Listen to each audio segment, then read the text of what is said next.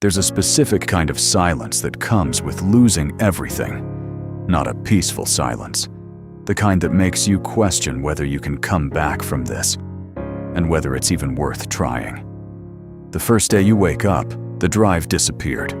The motivation, gone. Eventually, I understood something nobody tells you.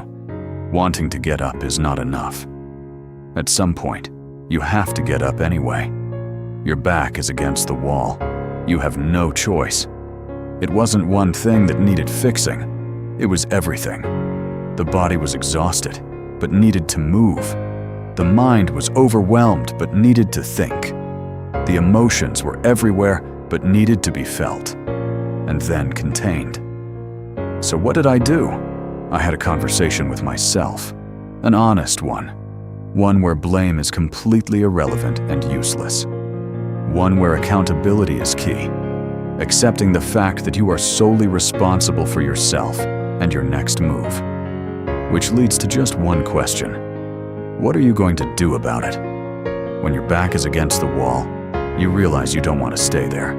The only way is forward, the hardest path, but the only one worth it. And then something shifts. You stop seeing it as a catastrophe and start seeing it as an opportunity. Because when you've lost everything, you have nothing to lose. And nothing to lose means complete freedom. Every obstacle, every challenge, every step. I asked myself one question: what do I have to lose? The answer was always the same: nothing. The fact that you're still standing after everything means you're tougher than you ever realized. This is where you start changing your belief system. It takes a lot of work, though. But there are ways, and there are studies, and books, and coaches for that.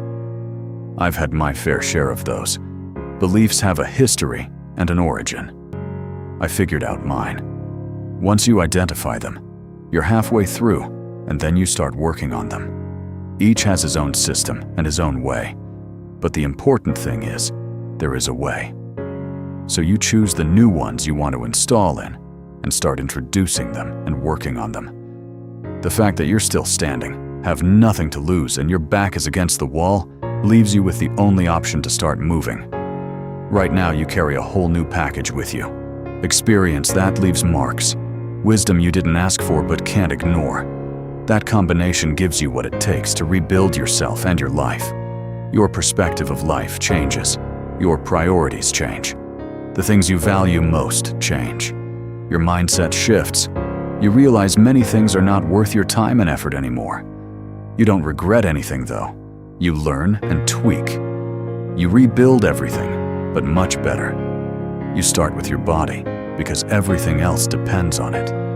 You push it, test it, rest it, and you realize it's more capable than you gave it credit for. Then your mind. You start questioning everything you thought you knew, replacing old patterns with new ones. Then your relationships, your environment, the way you spend your time and who you spend it with. And along the way, you build habits, but not the way most people think about them. Not as targets to hit, or missions to complete, or boxes to tick. You start seeing them as your new lifestyle, your standard, the way you live. And when you look at each one honestly, when you list what you gain from having it against what it costs you not to have it, it becomes a no-brainer. You stop forcing them and start choosing them. You teach yourself to value them, even love them. They're not restrictions. They're the architecture of the person you're becoming. Without even realizing it, you stop trying to get back to who you were. Because who you were is what led you here. You're not rebuilding the old version. You're building something new, something stronger. And the question stops being, how do I recover? And becomes, how far can I actually go?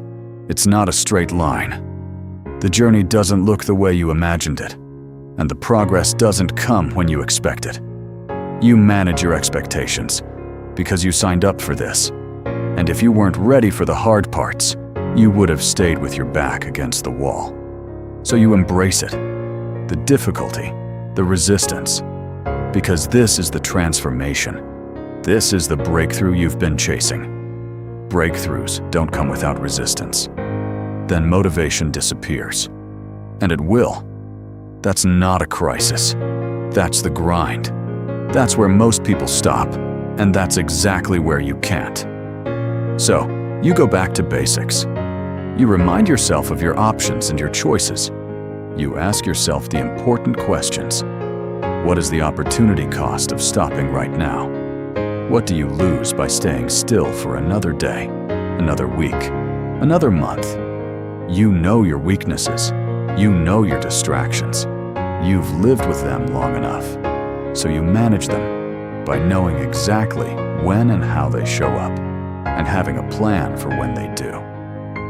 On the hardest days, you slow down, but you don't stop. Slow is still forward. Go back to the same questions. Behind you is the wall. In front of you is the new version of yourself and the life you're building. What do you have to lose? Nothing. But don't you want to find out what you'll look like on the other side? What you'll feel like? Don't you want to tell that story? Well, I wanted to, and I still want to. Somewhere along the way, you realize that this doesn't end. There's no finish line, no moment where you arrive and everything is complete. Because evolution isn't a destination, it's a practice. So you build in the pit stop.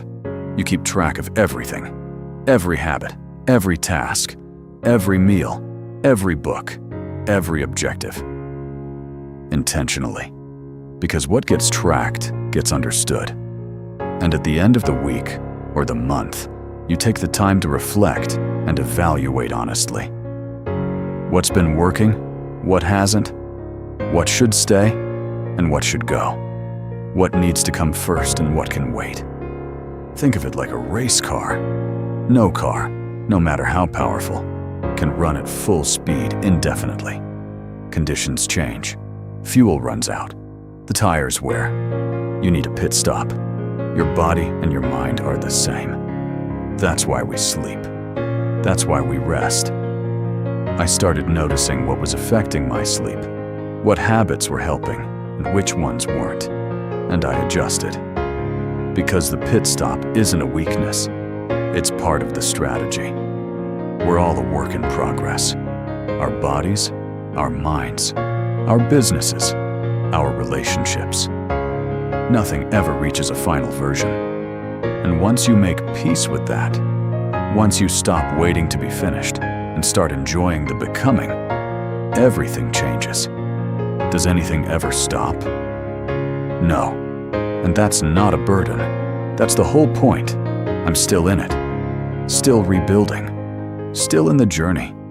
And that's exactly where the F.O.R.G.E Method came from. From someone who is living it every single day and needed a framework to hold on to.